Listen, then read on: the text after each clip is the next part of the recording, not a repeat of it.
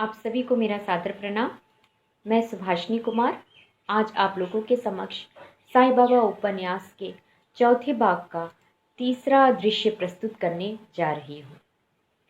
साईं बाबा ने बाईजा से वादा तो किया था, पर वे नियमित रूप से मस्जिद में नहीं रहा करते थे। पर पहले की अपेक्षा उनका बाहर रहना अब कम हो गया था। फिर भी यहाँ वहाँ तो भटका ही करते थे। नीम गांव तथा आसपास के परिसर में वे घूम आया करते थे। वे अक्सर नीम गांव के डेंगले जी के घर जाया करते थे। नीम गांव की जागीरदारी खातिया नाम त्रिबक्कम डेंगले जी के परिवार में थी। इस परिवार के बाबा साहेब डेंगले से साईं बहुत खुश थे। वे उनसे बहुत प्रेम करते थे और साईं बाबा भी साईं के परम भक्त थे। जब भी वे नीम गांव जाते, उनके घर जाते, कुछ समय वहां व्यतीत करते, सबसे प्यार से बातें करते। बाबा साहेब मिलनसार और स्वभाव से बहुत अच्छे व्यक्ति थे। साईं पर उनकी अन्य निष्ठा थी। कोई भी काम वे साईं से पूछकर ही किया करते थे। बाबा साहेब दरियादिल आदमी थे। बाबा साहेब के छोटे भाई का नाम था नाना साहेब। नाना साहेब भी मिलनसार व्यक्ति थे और अपने बड़े भाई का बड़ा आदर करते थे। इस खानदान में पुरखों से आई जागीरदारी थी, सत्ता थी, स्मृति थी, मान सम्मान था। उनकी बात का मोल था। घर में साक्षात भाई का आना जाना था। इतना सब कुछ था, किंतु नाना दुखी थे, कारण वे निसंतान थे। बाबा कहकर पुकारने वाला कोई नहीं था। दवा दारू देव ऋषि सब कर लिया, हर संभव उपाय किया, पर कुछ नहीं हो पाया। इसलिए वे उदास थे, व्यतीत थे। एक दिन उनकी सुशील पत्नी ने कहा, सुनिए। हाँ बोलो। मैं आपको संतान का सुख नहीं दे सकती, फिर एक उपाय है। उपाय? नाना ने चौंक कर कहा। हाँ फिर बोलो ना। आप दूसरा ब्याह कर लीजिए। क्या? जी। होश में तो हो तुम? अपने पैर पर कुल्हाड़ी मार ले रही हो तुम। मैं समझती हूँ, कुछ नहीं समझती हो तुम। समझती होती तो सौत लाने की बात ही नहीं करती। मैं पैर पकड़ती हूँ आपके। आपका दुख देखा नहीं जाता मुझसे। आप कृपा कर दूसरी शादी कर लीजिए। वंश को दीपक चाहिए। मैं यह सब बात खुशी से सोच समझ कर कह रही हूँ। और उसने सचमुच उनके पैर पकड़े। उसी समय बाबा साहेब भी वहां आ गए। नाना? कौन? भाई साहब आइए आइए। पझा ने उनके पैर छोड़े और घूंघट ओढ़कर वह दीवार के पास जाकर खड़ी हो गई। नाना जी, पद्मा जो कह रही है वह सही है। भाई साहब आप भी? हाँ, साउथ आने से उसे कष्ट होगा यह जरूरी तो नहीं है। पद्मा का स्वभाव सर्वस्व त्याग का है, इसलिए वह कभी लड़ेगी नहीं। और फिर अपने घर आने वाली लड़की भी तो समझदार ही होगी। जेठ जी, सिर झुकाकर पद्मा ने कहा। हाँ बोलो बेटी। आज से आप वधू देखने के काम में लग जाइए। होठों ही होठों में मुस्कुराकर वह बोली, जी बिल्कुल। हम तुम मिलकर नाना साहब का ब्याह रचाएंगे, हंसकर उन्होंने कहा। और सचमुच नाना साहब का दूसरा ब्याह हो गया। दूसरी पत्नी सरस्वती नाम की तरह ही होशियार और सुस्वभावी। पद्मा सरस्वती बहनों की तरह रहा करती थी। उनमें कोई मतभेद नहीं था। 2-3 साल बीते, चौथा साल भी बीता, पर सरस्वती की गोद खाली ही थी। जैसे पद्मा वैसी सरस्वती। वंश दीपक भी नहीं था। नाना साहब अब पूरी तरह से निराश हो चुके थे। एक बार जब बाबा साहेब शिरडी आए थे, तब साईं के सामने उन्होंने यह बात रखी। साईं, बोलिए बाबा साहब, क्या कहना है? उनकी आंखों में अपनी खंजर सी नजरें गड़ाकर साईं ने गंभीरता से पूछा। साईं, एक बात कहनी थी। निसंकोच कहिए। आपका हमारा रिश्ता न्यारा है, बिल्कुल घर जैसा। आपका दुख मेरा दुख। बोलिए, दिल खोल कर बोलिए। साई की बातों से उनका साहस बढ़ा। भाई, साई मेरा छोटा भाई नाना साहेब। हाँ, उसका क्या? उसकी कोई संतान नहीं है, ना पहली पत्नी से ना दूसरी पत्नी से। अच्छा, आप उनको आशीर्वाद दीजिए। मुझे पूरा विश्वास है कि आपके आशीर्वाद से मेरा भाई पिता बन सकेगा। साई हंसे और बोले, ठीक है, उन तीनों को शिरडी भेज दीजिए। मेरी इस मस्जिद माई से जिनके पैर लगेंगे उनके दुख दर्द और पाप संकट दूर होंगे। उनको भेज दीजिए। आपके लाख लाख उपकार। इतना कहकर उन्होंने साई को साष्टांग प्रणाम किया। सबका मालिक एक। साई ने आशीर्वाद देते हुए कहा। बाबा साहब ने अपने भाई को साई का संदेश सुनाया। पद्मा और सरस्वती बहुत खुश हुए, पर नाना साहब को उतनी खुशी नहीं हुई। नाना जी, क्यों, क्या बात है? तुम इतने गंभीर क्यों हो? तुम्हें खुशी नहीं हुई? भाई साहब, संतान हो तो खुशी होगी ना, पर मुझे तो ऐसा कुछ होगा ऐसा नहीं लगता। क्यों? दो दो शादियां की, क्या हुआ? कुछ नहीं। यदि मेरे भाग्य में ही संतान सुख ना हो तो भला साई भी क्या कर सकते हैं? कौन सा आशीर्वाद देंगे? और फिर आशीर्वाद, ये क्या बच्चे होते हैं? मेरी तो सारी आस ही खत्म हुई है। नाना उसके पास जाकर उसके कंधे थपाकर बाबा साहेब से कहा, तुम बहुत निराश हो गए हो, इसलिए ऐसी बातें कह रहे हो। मनुष्य को उम्मीद नहीं छोड़नी चाहिए। आशीर्वाद ही जीवनवाद है। साई अक्सर कहते हैं कि आने वाला सूरज प्रकाश के साथ साथ आशा की किरण भी लाता है। भाई साहब, बोलो, मन में जो है कह दो। तुम्हारी हर बात सुनने को मैं तैयार हूं। भाई साहब, साई तो अपने पास हमेशा आते रहते हैं, फिर क्या वे मेरा दुख समझ नहीं सकते? फिर उन्होंने अभी तक हमें क्यों नहीं आशीर्वाद दिया? वे जानते होंगे कि मुझे संतान का सुख मिलने वाला नहीं है। अगर यही बात होती तो वे मुझे बता देते और आप तीनों को बुलाया नहीं होता।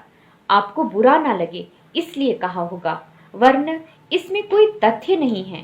नाना, दुखी होकर बाबा साहब ने कहा, साई की शक्ति का तुम्हें अंदाजा नहीं है। साई एक महान चमत्कार है। मैं तो उनको साक्षात ईश्वर ही समझता हूँ।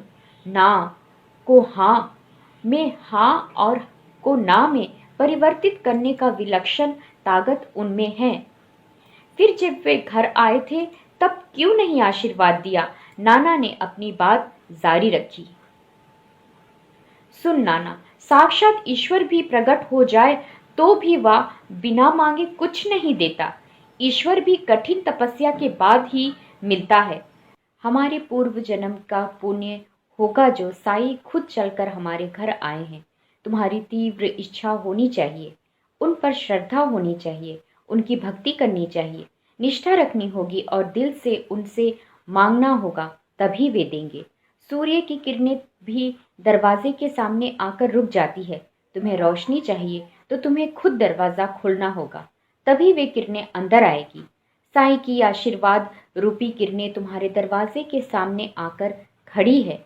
दिल के, मन के, हृदय के दरवाजे खोल और वह आशीर्वाद अपने दिल में भरकर अपना जीवन प्रकाश से भर ले। उनके प्रेरक शब्दों से नाना का मन परिवर्तित होने लगा। निराशा के बादल छटने लगे। जेठ जी का कहना मुझे ठीक लगता है, पद्मा ने बीच में ही कहा। साईं तो अद्भुत है। उनके दर्शनों से ही मुझे कभी बांझ होने की वेदना महसूस नहीं हुई। उल्टा हमेशा यही लगा कि साई ही एक दिन मेरा बांझपन दूर करेंगे और हमारा घर बच्चों से भर देंगे।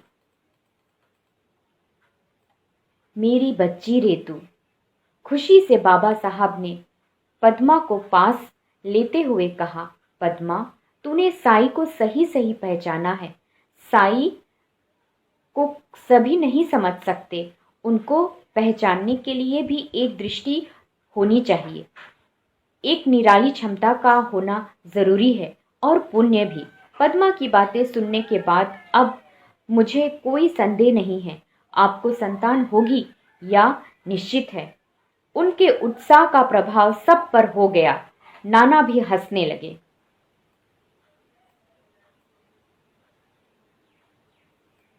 भाई साहब, हम कल ही शिरडी के लिए रवाना होते हैं। अब कोई निराशा नहीं है। पद्मा, सरस्वती, तैयारी शुरू करो।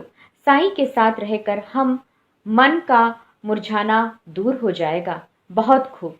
वहीं से साईं को नमन कर बाबा साहब ने संतोष के साथ कहा और पगड़ी की छोर से अपने आंसू पोंछते हुए बाहर निकल पड़े।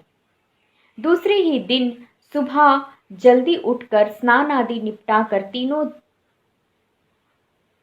तीनों तांगे से शिरडी पहुंचे। पद्मा बहुत उत्साह में थी, सरस्वती भी। सबसे बड़ी यह बात थी कि अपने पति को खुद खुश देखकर उनका उत्साह और भी बढ़ गया। उनको कितने ही सालों बाद संतोष का अनुभव हुआ था। साईं मस्जिद में गप्पे लगाते बैठे थे। उनके सामने फलों से भरी टोकरी थी। ताजे रसीले लाल लाल फल देखकर मुंह में पानी आ रहा था। साईं ने सबको एक एक फल दिया। आखिर 3 फल बचे। तात्या ने अपना फल खाने के बाद साईं से कहा, मुझे एक और दीजिए ना। 3 ही बचे हैं, एक ही तो मांग रहा हूं। बड़े मीठे और स्वादिष्ट है। अब उसमें से एक भी किसी को नहीं मिलेगा। मेरे कुछ खास मेहमान आएंगे, मैंने उनके लिए रखे हैं। कौन मेहमान? अपने ही है। तात्या, तुम्हें क्यों सारा स्पष्टीकरण चाहिए? जा, धूनी के लिए कुछ सूखी लकड़ियां ले आ।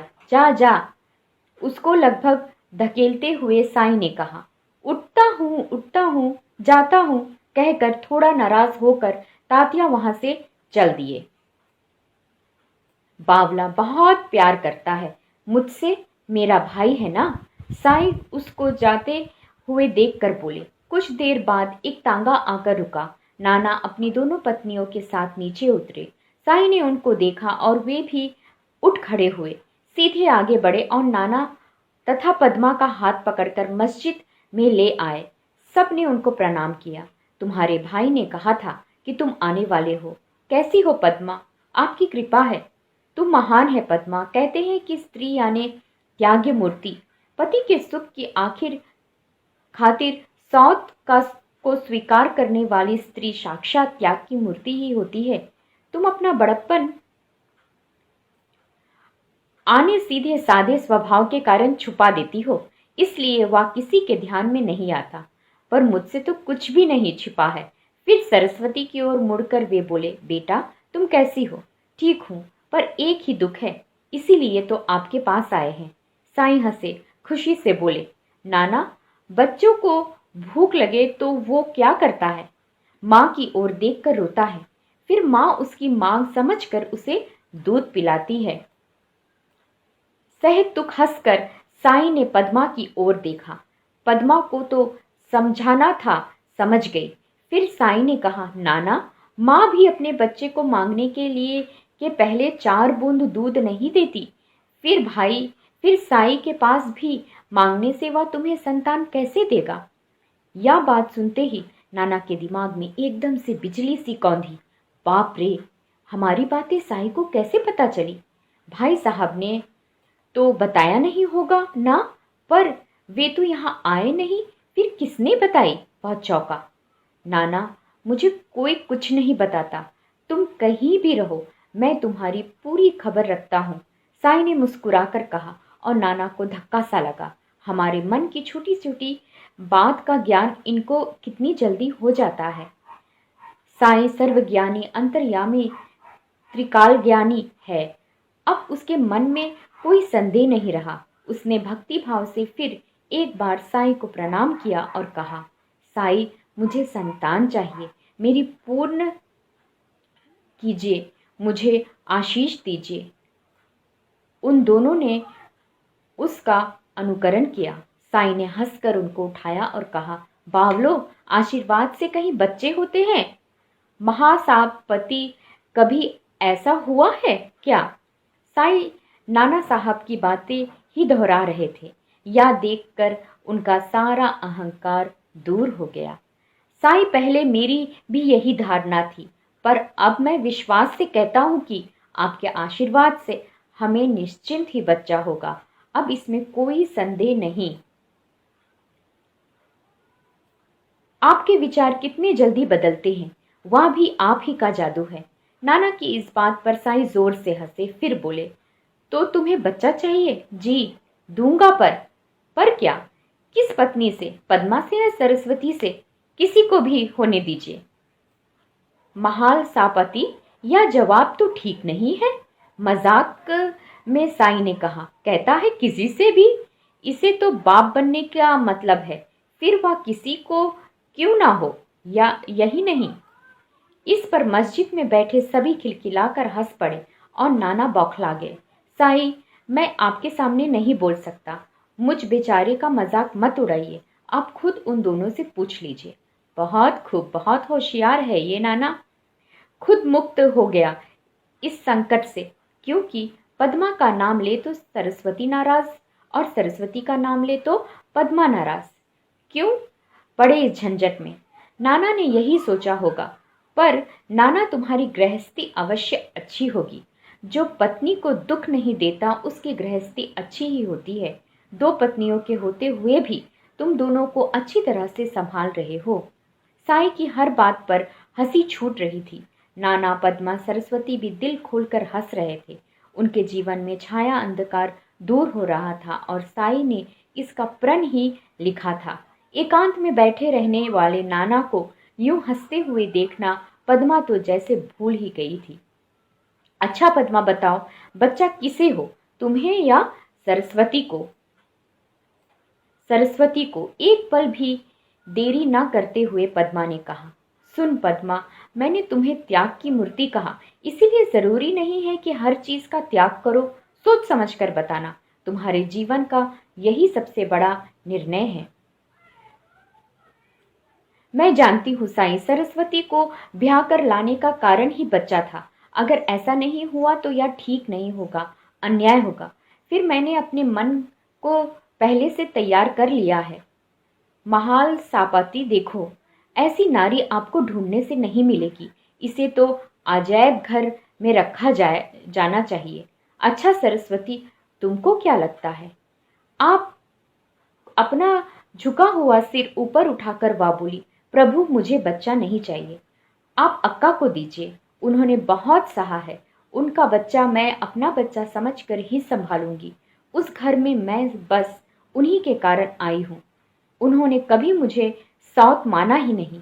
उन्होंने सगी बहन से भी अधिक प्यार दिया है। उनके प्यार के कारण मैं अपना पीहर तक भूल गई। अब तक उनको बांझपन का शाप था।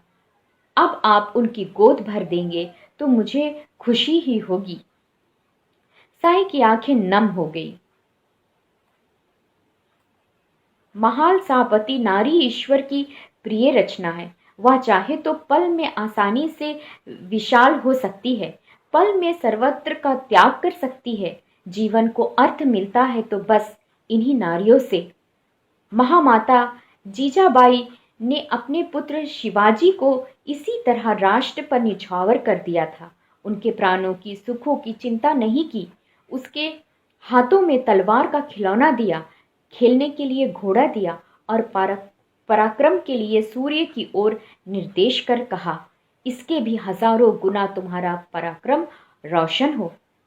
खुद के प्राणों की परवाह मत करो। यहाँ हमारा धर्म का, नीति का, राज्य का होना चाहिए। यहाँ अपना धर्म, देवी देवता, औरतें, बच्चे, सज्जन सुखी होने चाहिए। तुम्हें ऐसे ही महान राष्ट्र का निर्माण करना है। और वह महापुरुष अपनी हथेली पर अपने प्रण रखकर अपनी आखिरी सांस तक लड़ता रहा और एक बार फिर उसने मानवीय जीवन को एक नया अर्थ दिया। जीवन मूल्यों का हास रोक कर उनकी प्राण प्रतिष्ठा की। ये दोनों बच्चियां भी उसी जीजा माता की ही संतान हैं। आज मैं भर पाया हूँ, खुश हूँ, तृप्त हूँ, संतुष्ट हूँ। देना सीखिए, लेना नहीं। लेने का आनंद स्वार्थ की काली माँ ले मंडराता रहता है। देने में जो आनंद है वह त्याग के तेज से चमकता है। ये दोनों देने में आनंद खोज रही है।